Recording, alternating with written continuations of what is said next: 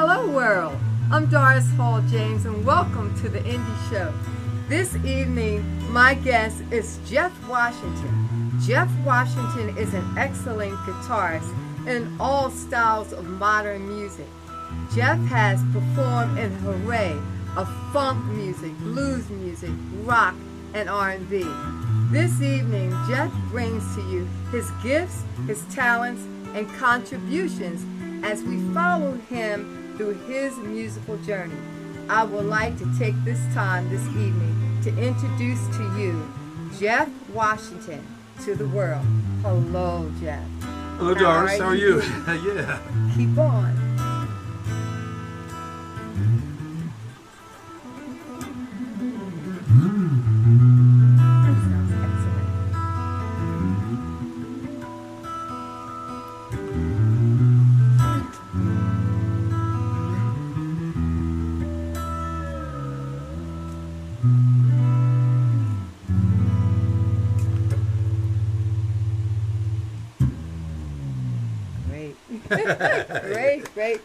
Great. Thank you. So I finally got a chance to meet you. Yeah. But we met before. We did. I know we did because when you said that you worked for WMOT, we had to meet down there. You probably did. I was young and naive and goofy, so you had to remember that. You had to remember. There were so many goofy people down there. Now I'm old and goofy, so it's the same thing. It's like it's not too bad, you know. It's a pleasure being here, though. It's beautiful. And it's a pleasure having you. I have always enjoyed your show, and you know, it's nice to. Well, we've been doing this now. It'll be a year in the end of June. Oh. It'll be 1 year. Okay. You know, so we made it for a year, and Gilbert and I are happy that we're here and helping. You know, to connect all you musicians and all the singers back up again, and that's what we're doing. Well, you have so much talent here in Philly that people don't know. God, they don't know. I mean, it's like unsung almost, you know. Yes. And it's nice that you bring it to you know, like Sam Peaks. And all. Yeah. You know, these guys are legends, you know. Yeah. T Life, all them cats. You know. Yeah. I remember, you know, I was young because they taught me a lot.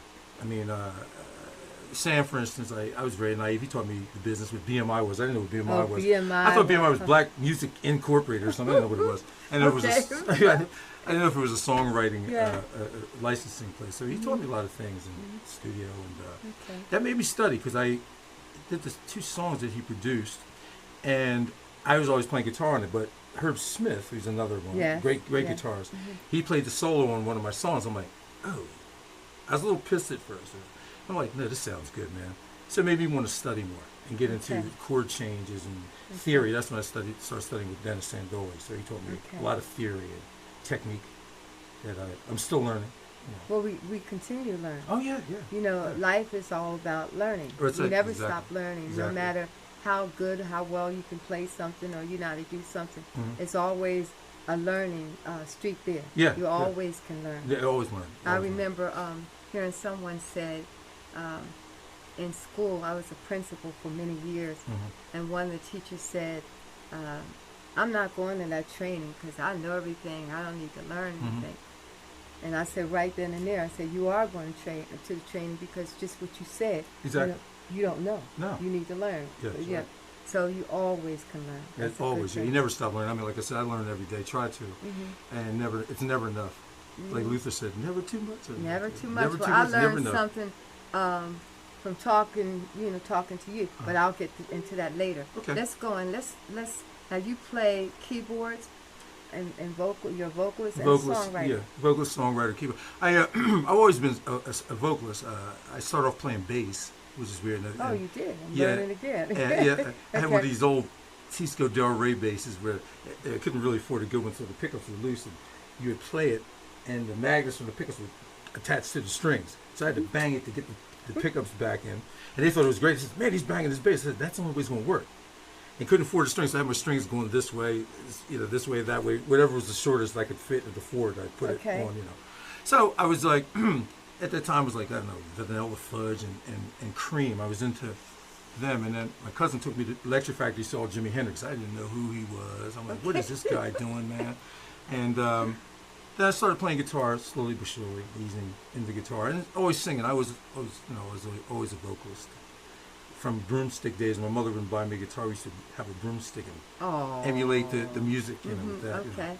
You know.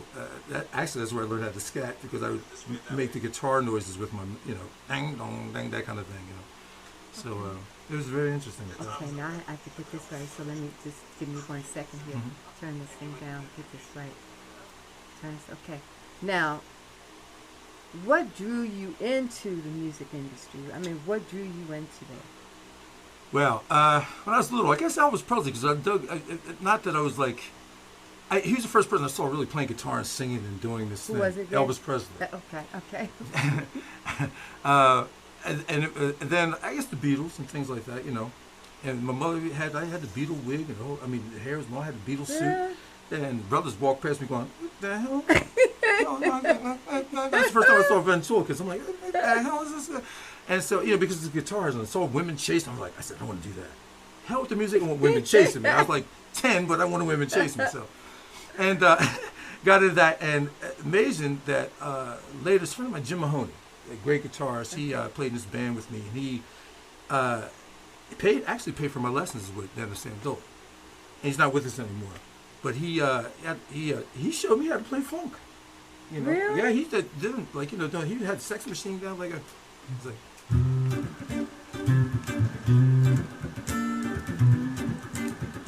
You know, he had that, and so I said, man, I like that, you know. And he was supposed to audition for the Stones, but he missed. They got messed up with the date that he was supposed to be there, because he would have got that gig, you know. And so he taught me a lot. You know, I think he's one of my biggest influences, local guy. Okay. Then you had used to go to Electric Factory, see all the rock bands and all that, you know, because the radio wasn't playing a lot of blues. You had to be in Chicago or down in Mississippi or something to hear us playing the blues, you know. So B.B. King started coming, and, you know, I was like, wow, okay, let me get into this, you know. So I listened to that, and always had the blues jam. Everything was blues. So I think that's where I started getting my chops together, doing a lot of blues. I'm not going to say I'm a blues person, but I really like it. Well, what was a couple of first songs that you learned how to play? So I saw Charlie Ingray from the Soul Survivors. Okay. And I couldn't play with my fingers, so back in the day I would go, was it Express Your Heart, like. And I would do it with my thumb because I couldn't play with my fingers. And Funky Broadway. Back in the Blazers. So anything in E, I could play it with my thumb, you know. Satisfaction. So I was like pre-Richie Havens, I guess. You know. So so everything. They said, well, why don't you use your fingers? I'm like, slow down. I'm doing one thing at a time. I'm a thumb player, you know. So every of my influences down in Maryland, I go down there during the summer, and they had that radio station down there. It was playing that hard R&B, Joe Tex, and all that. Yeah, all that stuff. Really, all great stuff. James Brown constantly. And my uncle had this really nice jukebox where the bass was kicking. I mean, little, you know, the stereos in the back in the day.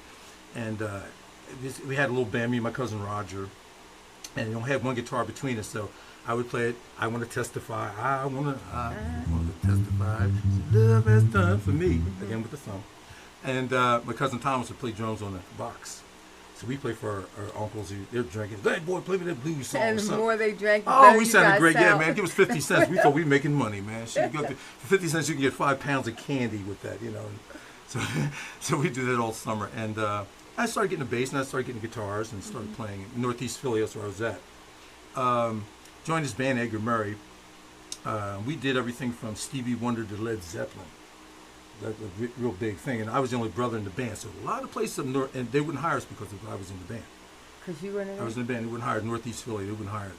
And them guys stuck up. They said, well, we ain't playing if Jeff can't play. We're not going to play. So I said, wow, you know. And from us playing, we did a lot of gigs and had the English pants, the velvet pants and all that stuff back then, you know, like David Bowie type thing. And so Muhammad Ali and Major Coxon was at a gig that we were at. And they dug the band because it was diverse. So the manager was talking to them, and they were interested in investing in the band. So they were supposed to meet us at this place in Conshohocken. It was called the French Creek Inn. Uncle Sam's, we used to play it all the time. So they were supposed to come meet us. So we told everybody, Muhammad Ali and everybody's coming there, and the place is packed. 1 o'clock at night comes, and still didn't see Muhammad Ali. So where's he at? Found out later the next day, Major Coxon got killed. They were both living in Cherry Hill at that time. He got assassinated, basically. And Muhammad Ali, rolled to Chicago, so that was the end of that, But that was kind of the beginning of a lot of things. And I left the band after a while, and for what I don't know, and just did my own thing, So when you left the band to become a solo, or you went into other bands or other things? Well, it was a three-piece. I played three-piece a lot. There's me and bass and drums. And I did all the vocal, and we do a lot of different things. And I was playing with Butch Stockton, a very good bassist out of Media, and Mike Johnson, who used to play Blue Magic, drummer, just called him Bahama. And we would play Stephen Starr's place at 2nd and Bainbridge. And Stephen would always hire us because I only got paid a case of Heineken. I'm like, okay, yes, just give me a case of Heineken, I'm good. Until the electric man comes and says, here, take this beer, So he had us back up Mary Wells. Mary Wells was playing. She came in there and Mary Wells. Yeah, she came in there and had... You go all the way back, Way huh? back. She had a 15-minute show. I said, you going to sing My Guy all night? And the place was sold out. So he said, look, you got to do some songs. Stephen starts to do some songs, and then she'll come on. Cecil Womack, I think she was married to Cecil Womack at that time. I don't know. Bobby Womack's brother. Okay, I didn't Yeah, they were married. And so we backed her up, and then Steve would have open up for Pat Metheny, Derek Graves when he had his band. You did some for Melvin Moore, too? Well, that was later. That was later. That was later. That was actually, I don't know if you know John Hart, bassist from Philly here. No, I don't know John Hart. He lives in L.A. now, but he was playing a lot here. Frank Austin, you remember Frank Austin? We did yeah. Knew every song in the book. He knew every song. I mean, this cat, man, he played guitar and sang any song that was out, he knew it. So we did a gig in Collegeville and a wedding, and John, I said, what are you doing? He said, I'm playing with Melba Moore. I said, well, if she needs a guitarist, let me know. He said, I will. So that was Saturday. He called me Sunday, goes, you got to be up in New York Monday. I'm like, oh, I'm living in the Northeast. Let's jump on the train, get up there. So I get up there, and I'm looking at these charts. She has these long charts, and I'm looking at them. She's doing all Broadway then, like doing all swing stuff, like thing. I can't even remember the song, Blue Skies and all that. But before that, I went with Dee Dee Bridgewater at the Bijou. I played with her before that. And then she turned me on to a lot of things. And then I did Melba after that. Freddie Jackson, I sang background with her. Janice Dempsey, right? And you sang background with Freddie Jackson? Yeah, well, Freddie and I were backgrounds for Melba.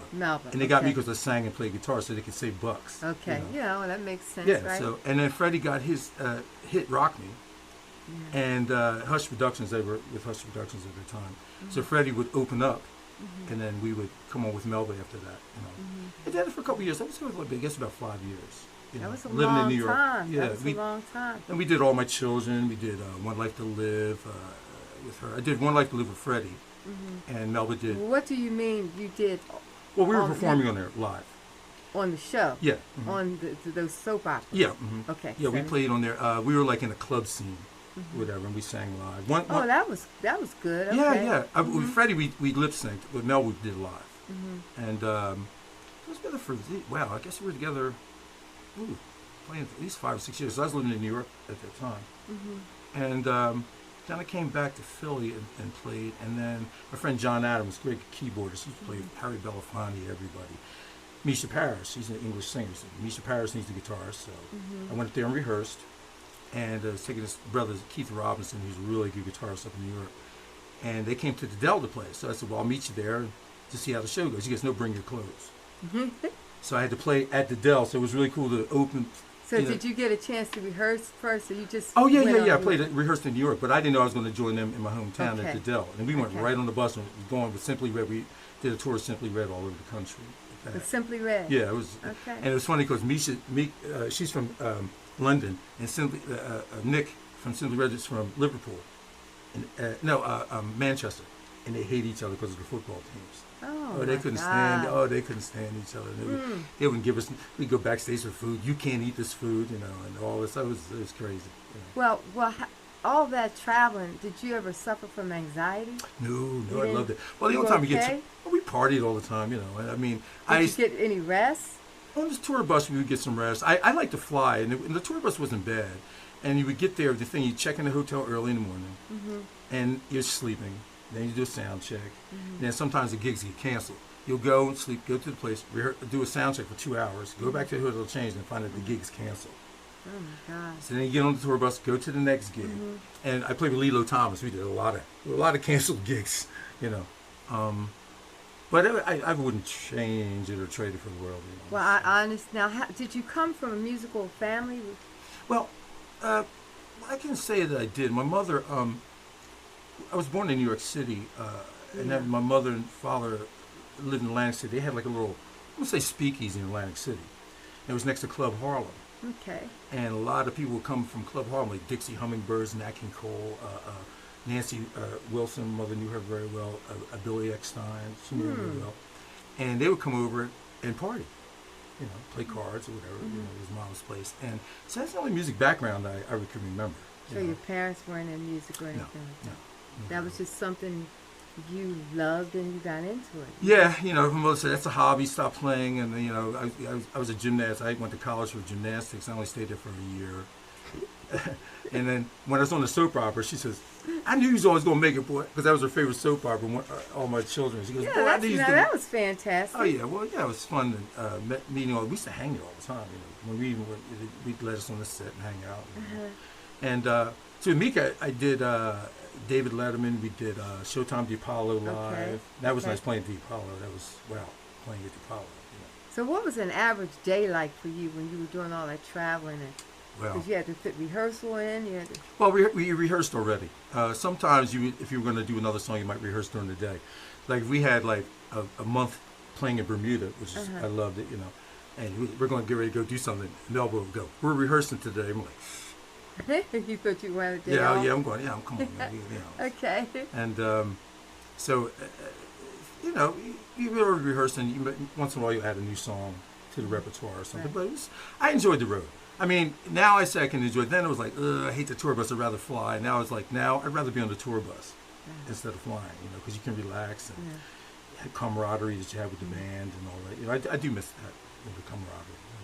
I mean, I have a nice band now that I've been playing with Derek. I can't remember Derek. He's going to kill me. Yes, he is. Derek Baldwin, if you're there.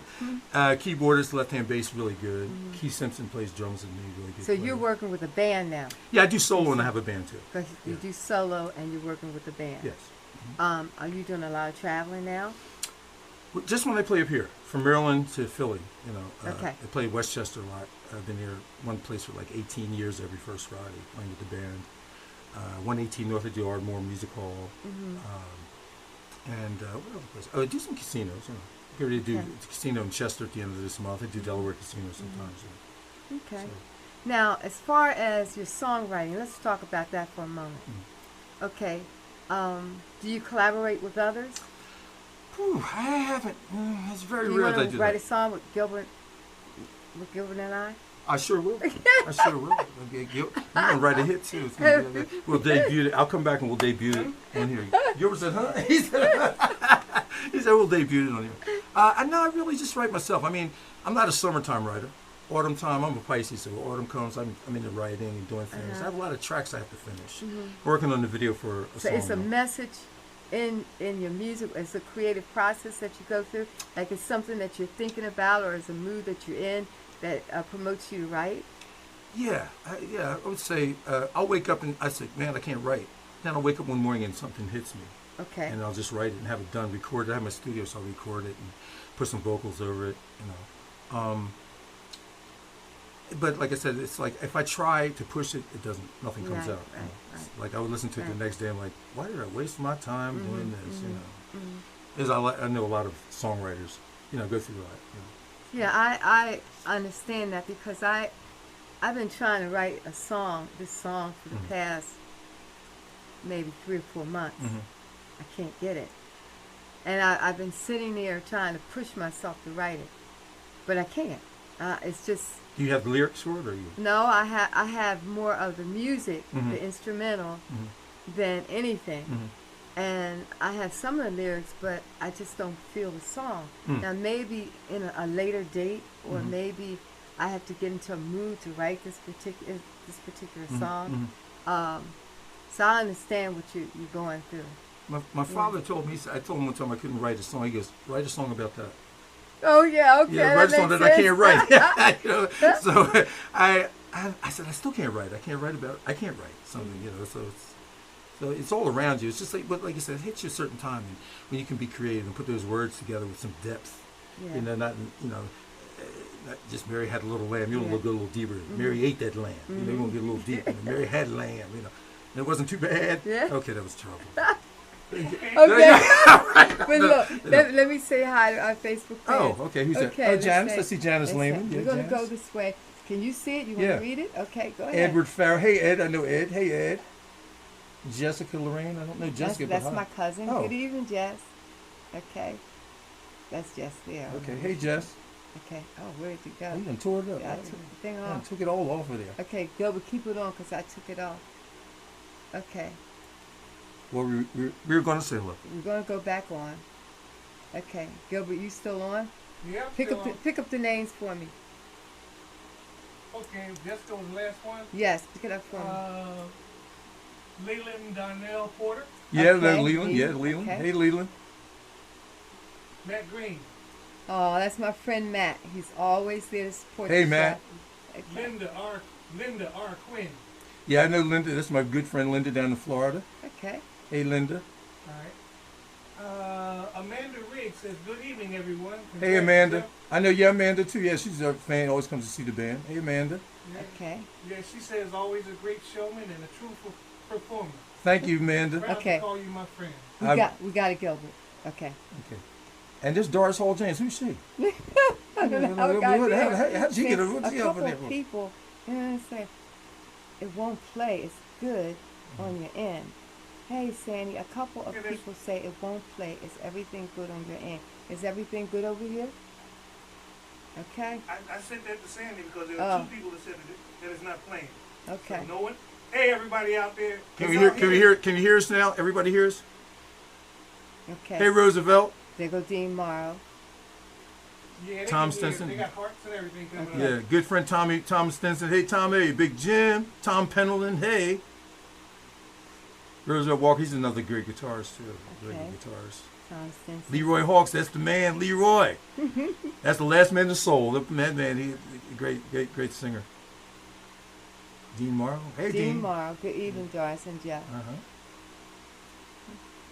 We got Leroy. Leroy. Mary Jo Hawkins. Hey, Mary. You know Mary. Okay. Barbara. Hi, Barbara. That's my friend from West Virginia. Hey, Barbara. West Virginia.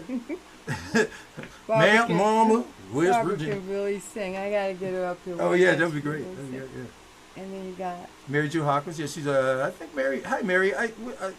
Where's she? I think she's in Florida too. She's from used to be in Pennsylvania. I think she's in Florida. and Dean said he can hear us. Hey, Dean. Okay. Dean Morrow. Okay. Yeah. I thought it said Dean Martin for a second. Oh, wait a minute. Well, we want to thank you all for joining with us this evening, and we're glad that you can hear us. We also want to say thank you to one of our sponsors this evening, and I'm going to change it and I'm going to say thank you, Simply Music, for all of your dedication and your support that you give to the Indie Show. Thank you, Simply. Wheeze, Lawrence Newton, And brother then Wheeze. You got Lawrence Yeah, Newton joined. that's Hi, the Lawrence. main. You know Wheeze, don't you? No. He's that plays with UGL. No. He's a Oh, vocalist. I shouldn't say I don't like him. I don't know him though. Oh, Because he's I great. met him. You gotta bring him on. Yeah, you gotta bring him on. I met him You all. gotta bring him on. Okay. And then Janice. Janice Lehman. Yep. Man, She's spare breaking times. up bad. Breaking up. Is it breaking up now? Okay, you guys hang in there with Yeah, us. yeah. We're trying to get everything together. Just hang in there with us. It Okay. seems like it's two connects out there that's messed up. Hmm. Okay. Okay. Let's continue. Okay. Okay.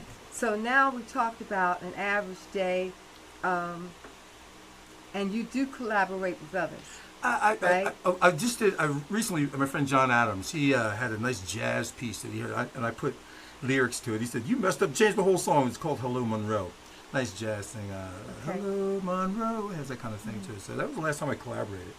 Okay. Friend Janice Dempsey, we're always on the phone. We talk just crazy every day, and she's a great songwriter. She's written for Daryl Hall, Roberta Flack. I mean, and we'll collaborate on the phone with just certain ideas, but we haven't really put it down yet. You know.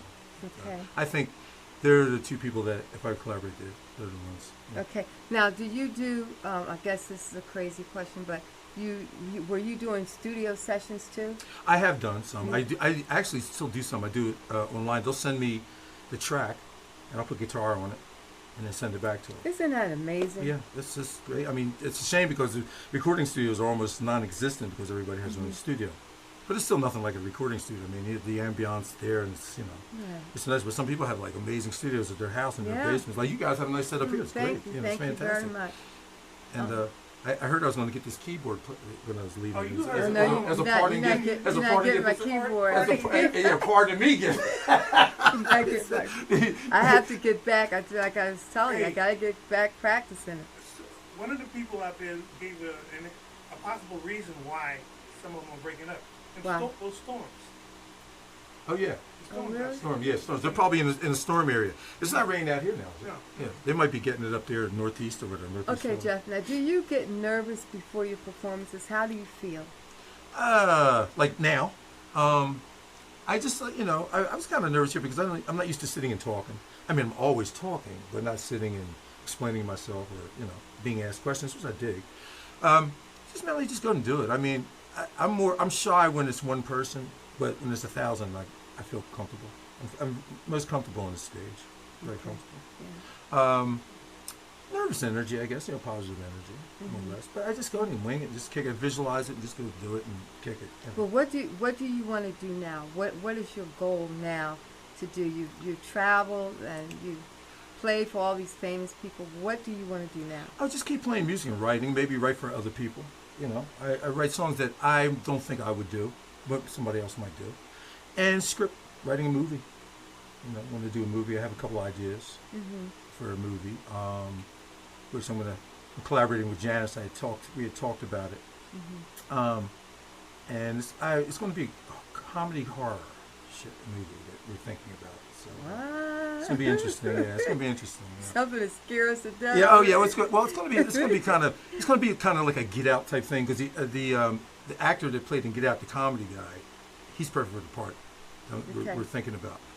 And it's I don't want to give the idea away yet. No, okay. I don't want to give it away. People rip it off. Oh, that was mine. That was my idea.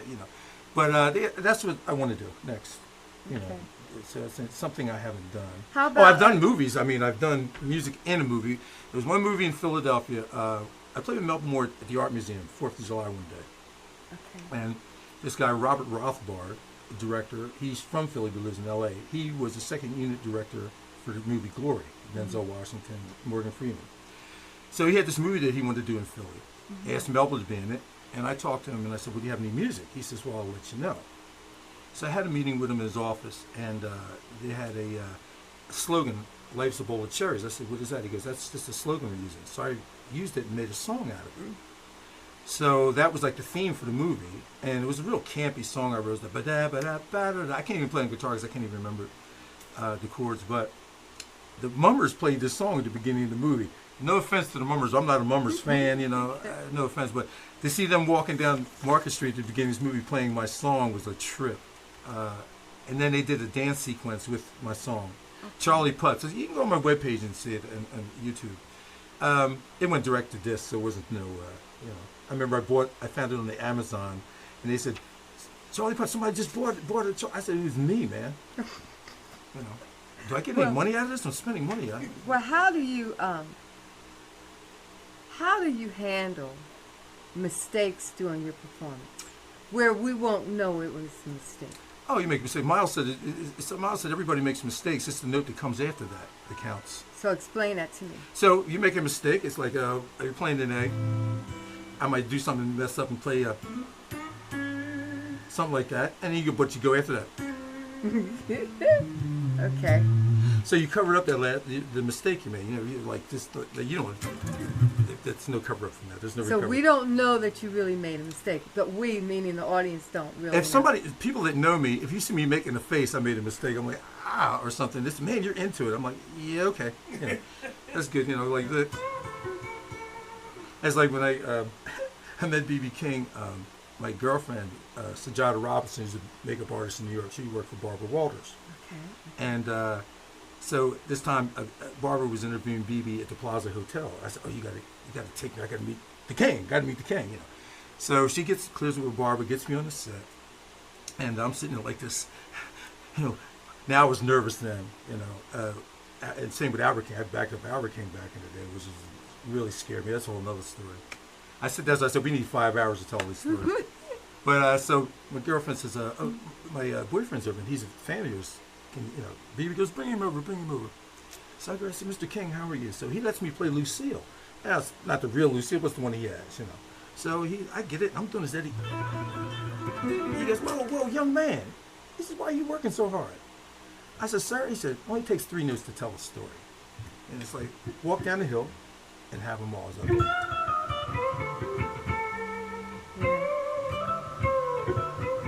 So that's talking. Nice. So there, if you make a mistake there, you're like, oh, you go. You just slide her down. Just slide it down. Or just say, cut. Go to the next one. So, yeah. Okay. That's what, I mean, I didn't come up, that's brilliant what Miles said. He says, there's no such thing as a mistake. It's the note that comes after that mistake that counts. Your recovery, more or less. So. Okay, now, were you married in the days you... Uh-oh. Oh, here we go, Gilbert. Oh, boy. I meant you married. Yeah. Oh, yeah. He's like Barbara Walters over there. I'm thinking like, yeah, I was married in the 90s. Beautiful lady. Well, she lives in Canada, so I don't think she's going to be watching this. It's in Vancouver, so it's a different time. How many years? We were together longer than the marriage. I'll put it this way, because I mean we went from this "I love you" to her head started spinning. The Exorcist. Yeah. That's a shame. But That's she, I mean, talk about the wives like that. Oh no, she's beautiful though. I mean, she's Czechoslovakian. She had the European vibe, and very nice woman.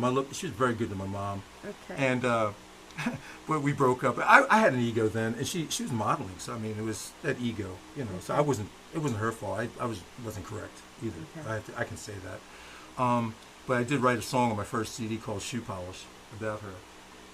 Shoe polish. I love that name. It was, does your breast smell like shoe polish because I put my foot up your ass? That was that was the lyric. That's one of my songs I play all the time. Did you hear what he said?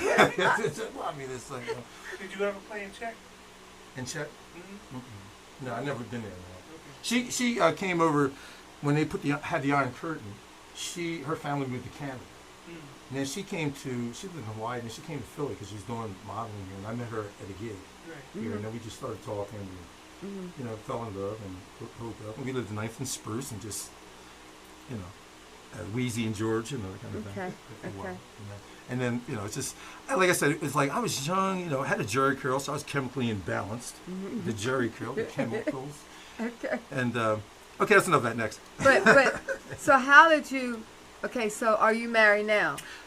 Married to this. You're married to that? Yes. Okay. Because one of the things that I ask quite often is how did you balance your marriage, your kids, and all that with your music? I mean, how did that work for Well, you? I don't have that. I mean, I know people that do that, and they do very well with it. I'm surprised, I give them props. When I was married, we just it takes a very secure woman to be with a musician. Yes, indeed. They have to be secure with themselves, and the musician also has to be secure with himself, because she's sitting there watching. Some guys might be talking to her while you're playing. And I've played with guys and see people talking to women. They get all tight on stage. I said, leave them home. You came here to work. If you go into the office, you don't bring your wife there, but you do. You act accordingly. Have that, iron that out at home, and come to the stage and do what you have to do. Easier said than done, of course. Some women are very strong, and some guys want their women with them all the time, which is fine if you have that balance. I mean, you did the same thing. Yeah, I did it, and I had my ups and downs. Yeah. Like I would go, and I would choose the shows that I would go to. Right. Some shows I wouldn't go. Some shows I did go. Some shows I would sneak and go. Yeah. So, just to find out what was going on. Right, yes. And then my mother used to say, well, if you go looking for trouble, you're going to find it. So if you don't feel you should go, don't go. If you two decide that you want to, you want to both, he wants you to go and you want to go, then go to the show and enjoy it. And so that's how we worked it. Yeah, well, that's good. I mean, this the way you. But it was a little kind of different thing with Larry and I, because we were both into music. So She was married to Fat Larry. He's a legend here in this town. If you guys don't know, Fat Larry's band, they were the bomb back in the day. yeah, and I they actually talked to my friend in New York, and they were doing. They used to do some of his tunes. Yeah. Yeah. So he was the bomb. Yeah. Fat Larry, rest in peace. And the way I did it was that, you know, we were part of his band. We did a lot of background for his band, so we traveled along with the band. Right. And then from that band came Slick. The Slick. And so then I kept myself involved. Right. You know, most of the time I kept myself involved with that. Wasn't Butch Ingram or something? Was he in that? Yes, Butch Ingram was Ingram was one of the producers. Yeah, exactly. And we did a song called. We wrote this song together called "Sexy Cream." Oh, okay. Okay, and you know, so I just kept myself involved. A lot of the wives that were with the band members did not understand. Mm-hmm. So it made it difficult for them. Okay, yeah. You know, much more than it did for me. Yeah, it's a lot of marriages are broken up for. That's unfortunate. But you know, and it's the temptation when you're on the road. A lot of temptation there. Yeah. You know, but I mean, I was married. I had no problem. Because if I marry somebody, I marry them because I'm into them. So no other woman's going to take the place of that. You know, I'm kind of honest with that. Okay, so now you're married to. I'm married to this because if I can find a woman that I don't have to be okay. That's not crazy. All the good ones are taken. No. I'm always open for suggestions. You know, if I'd love to fall in love again. You know, you're never too old to love. You know, it gives me some more inspiration to write. You know. Okay. Now I'm just writing. I wrote a song about all the killings of all the citizens by the police. It's called "Hands Up, Face Down." I did a video and put it on actually my friend Janice is using it for a project. It might be a project with that. But I did a video and put all the faces up there very much. And I mean, I'd have to make the song 2 hours because of all the other people that got killed since then. Oh my unfortunately. goodness, So I put up all the faces of the people that, you know, people didn't know of like that. And it's like hands up, face down, we're going to shoot you down. You know, so it was mainly about that. People getting accused for something they didn't do. Yeah. You know, wasting away in a cell block and all that. You know. Sitting in a room 2 by 2, walls closing in on me. What am I going to do? But underneath the pillow, there is a picture of her. Somehow that gets me through. That's some of the lyrics. Okay. Okay. Well, now, how would you describe and rate the music scene here in Philadelphia in terms of what you're actually writing about? Well, how would you, you know, like you said you were writing about the killings. How would you kind of describe the scene in Philadelphia? Oh, I guess you're over here. I couldn't see everybody. Right? In terms of what you, well, I guess. Okay, I guess what I'm saying is that you're writing about killings, and you know we have them here in Philadelphia like everywhere else. Well, I incorporated that in the song that I did. Like I said, I don't live in Philly, but I do read and look at the news. Baltimore's the same way. Okay. You know, it's, well, some of the answers I can give you for that. It's a shame that the people, it's designed to hate each other and to be better than someone, and you know, instead of understanding. It's designed from slavery. I mean, that's the way our people has been like that. So I mean, but our music is created to inspire. Yes, inspire or stop something, or to make people aware of what's going on. That's what our music is about. Music is therapy. And there's more or less therapy. It makes people feel good. Right. I said musicians should be, actually we're spiritual healers. We should be tax exempt because we're spiritual healers. The music makes you feel a certain way. It cures a certain ill. Makes you strong, makes you weak, makes you love. Us think. Yes, all that. You know? So music is a very powerful weapon and tool. Like I said, soothes the savage beast. You know, I've crossed so many barriers playing music. I mean, from living in the Northeast, you know, wasn't that many black people up there. It was like I called it a little island I lived on. But most of the people that I played with were, you know, turned me on to the blues and to my own culture, which they weren't showing you a culture. You know, so I have white folks turning me on to my culture, which made me go, which made me get into my own thing. And then what I'm seeing now is that everybody's forgot that. Everybody's forgot about playing. Now you got people down in Mississippi and Alabama and Greenwood, Mississippi that playing you'll never hear about, and they're brilliant and they're true to the form of the blues. You know what I mean? Which it all comes from. It all comes from the blues, basically. Jazz is just blues sped up, more or less. Rock came from all that. You know, Ike Turner wrote that. Bill Haley was the first rock guy, but Ike Turner wrote that song. Nobody knew that. He wrote that Rocket 88, 1948. See, a lot of things like we don't know. We hear the song. I didn't know. I had to go on the internet. I'm finding so much out on the internet that you're learning about so many things. I'm like, wow, that happened. You know, this person did that. You know, and blues people that I never knew of. You know, I've always been infatuated with where we came from, so I can go. You know, so I know where I'm going to go. You know, that kind of thing. Well, your music that you have written and composed and created, it's going to live, you know, a long, long time. It sends a message. Yeah. Whatever message your creative process is telling you to write about this song, that's going to live a long, long time. And that's going to help other people when they go through things. Because they say, here, he's singing these lyrics and this beautiful melody of things that I'm going through right now, you know. Well, that's what I mean. If I can, that's my main purpose. I mean, people can, if I can make them feel a certain way and feel good about them and think about it, then I've reached my my purpose. I mean, it's not just a boogie or whatever. You know, it's like all those little messages. I mean, I don't get too sublime with it. I mean, I don't get too heavy with a lot of things. I mean, but I'll talk about love and talk about the environment, things. You know. Are you familiar?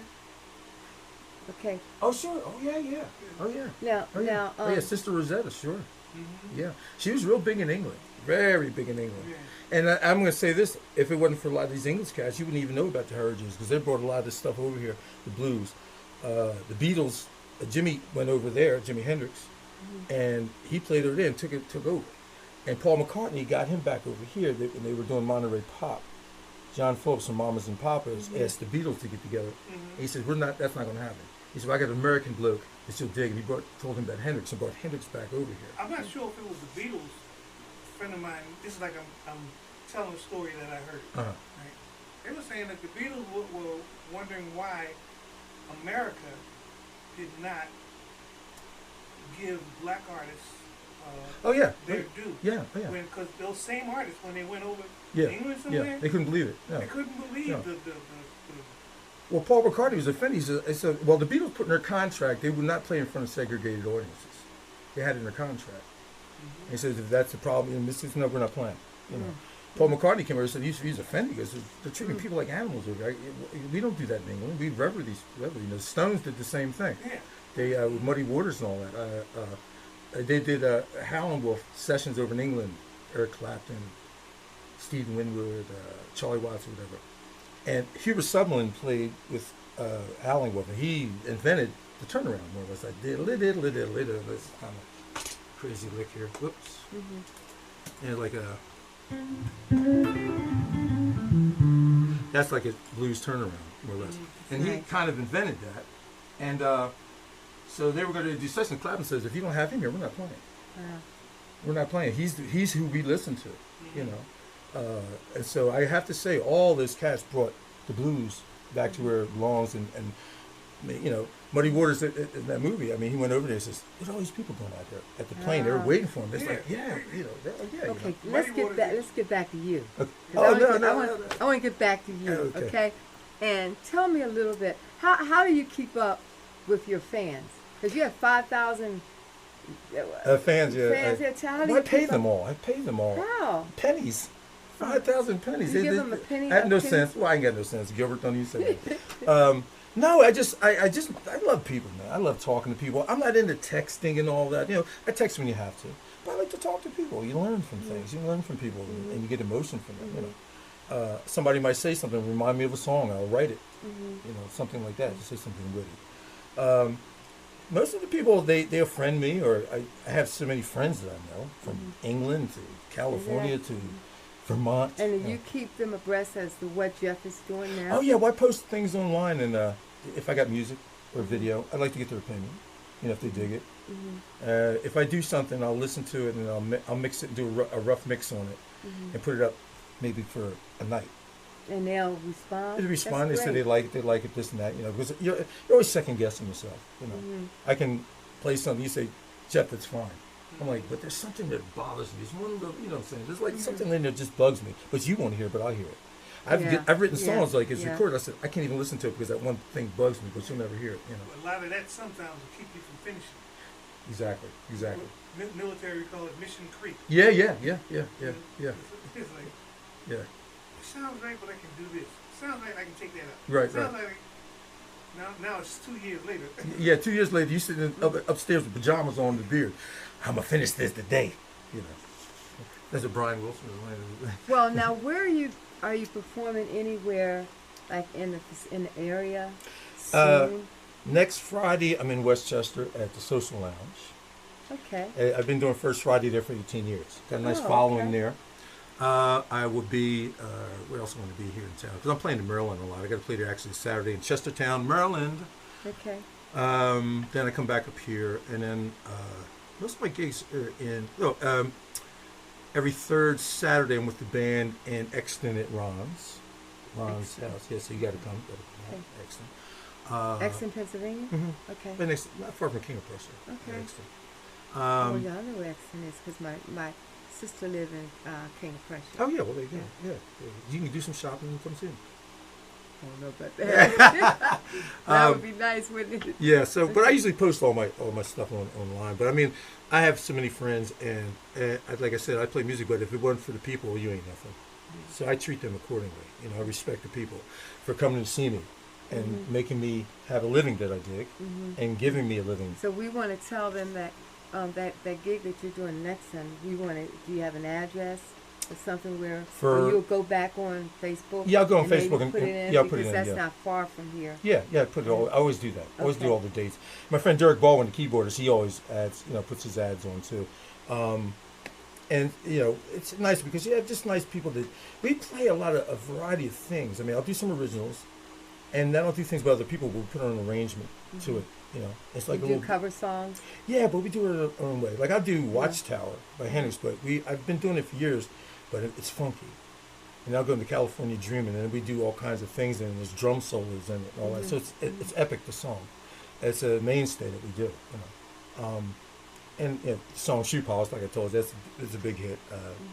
And we do a lot of different things. I mean, from anything from James Brown to Jeff Beck to Hendrix to stuff that I write to Stevie Wonder. I mean, we do all kinds of things. Roddy. Derek's a great keyboardist. He has a great left hand for bass. I play with so many different great drummers: Richie DiCarlo, Keith Simpson, down in Maryland, Chris Doris, a great drummer. So it's and the thing is, you play with different people, but that's still the same message comes through.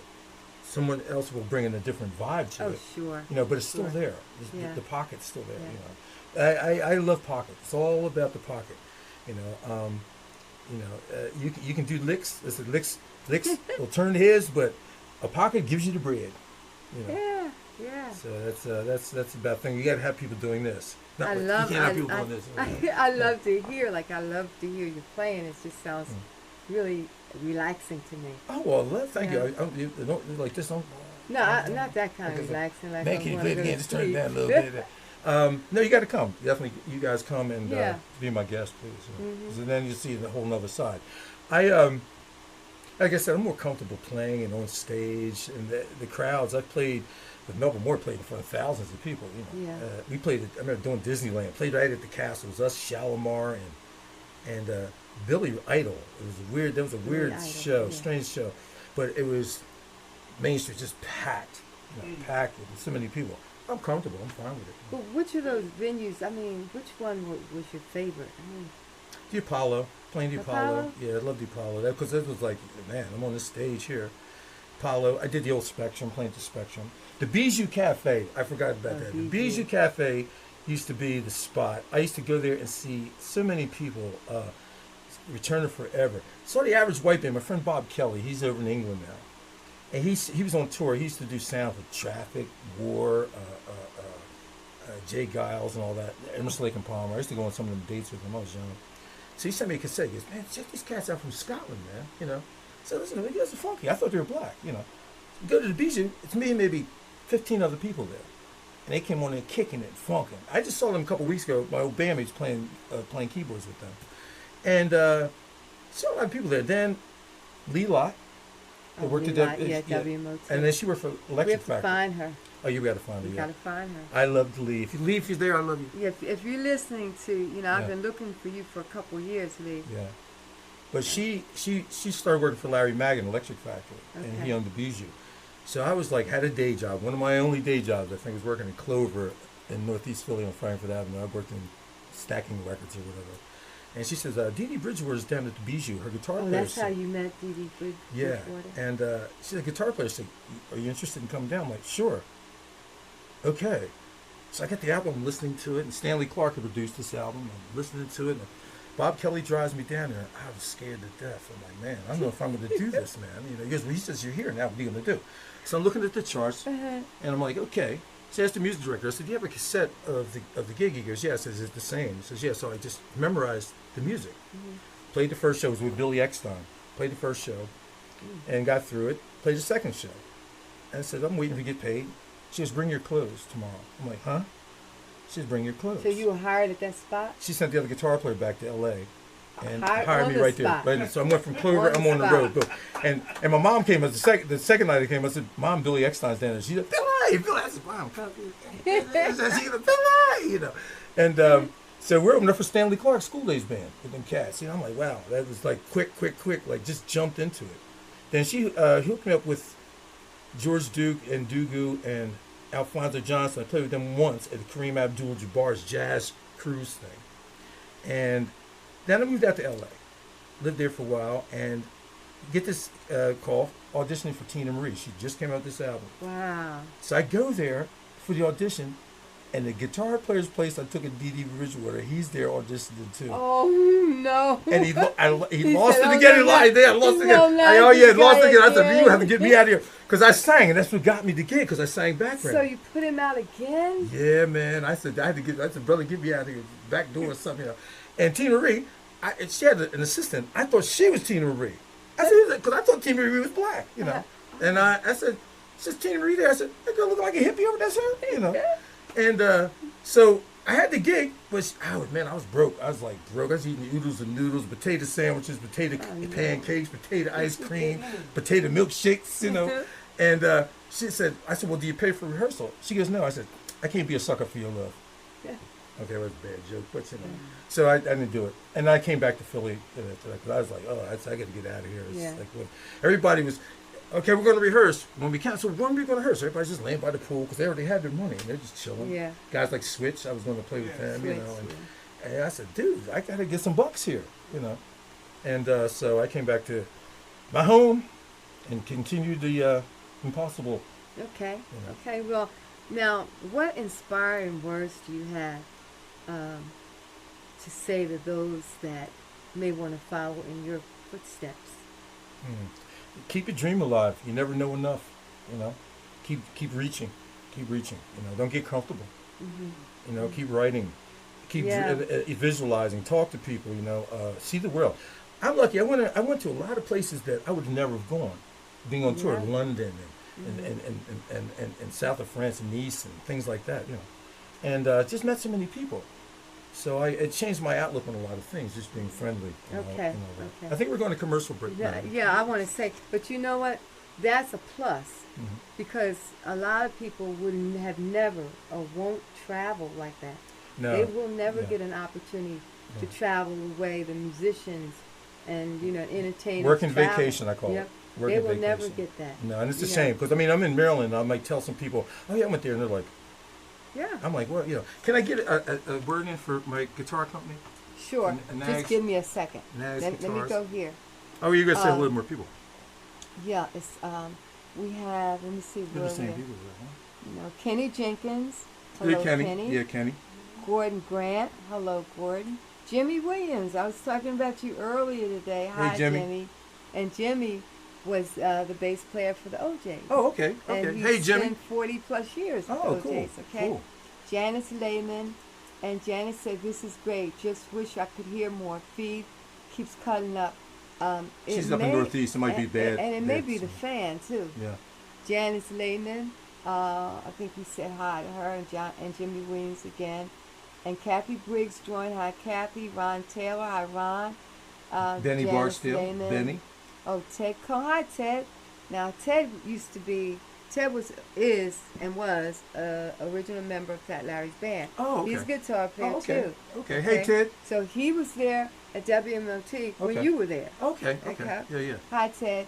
Benny Barksdale. He's a sax man. He's great. Yes, and he will be on the indie show June 13th, Oh, cool, I cool. believe. Okay, Benny. All right, okay. Benny, Ben. Okay. Benny. And Amanda then Riggs Amanda Riggs. Benny again. Okay, hi, Amanda. Great to see you too, Benny.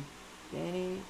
Oscar Murphy. Now, Oscar Murphy is one of the vocalists for Firestorm. Oh. Do I have it right? I hope I think Firestorm? I got it. Yeah. What song did they have out? Firestorm is in. They have a new CD. Oh. I can't think of the name. Are they from Philly?